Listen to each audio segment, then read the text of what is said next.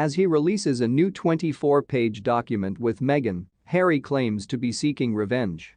The world's first edition of Prince Harry's book, Spare, was released on January 10, while the Duke of Sussex promoted its release through a series of prominent interviews. After reading the Duke of Sussex's memoir, a royal analyst stated that Prince Harry seems to crave revenge. Stating why he believed publishing the 416-page book titled Spare was a good idea, on the RNZ podcast Nights with Karyn Hay, royal critic Richard Fitzwilliams remarked, "So you wonder, launching a memoir was always, in my opinion, a horrible idea. Even the Duke of Windsor published the King's story 15 years after the abdication, but that was a very different time period, and the book, while it generated some controversy, was nothing like this.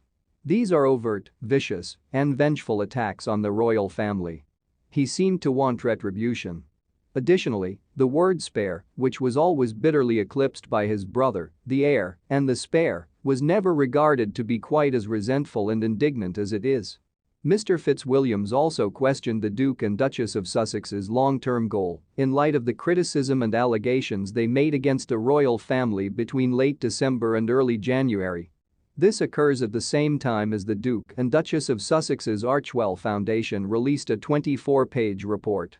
The foundation, which Meghan and Harry launched in late 2020, is a non-profit organization through which they engage in charitable work and support and publicize programs that benefit communities, veterans, and mental health.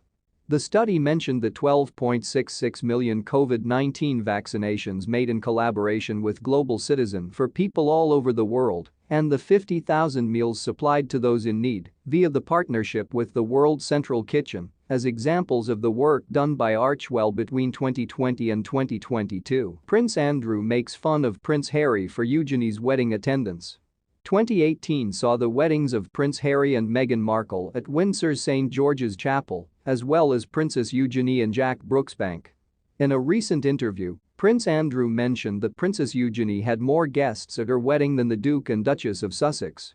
The Duke of York made this veiled jab before of his daughter's marriage to Jack, which was celebrated in October 2018.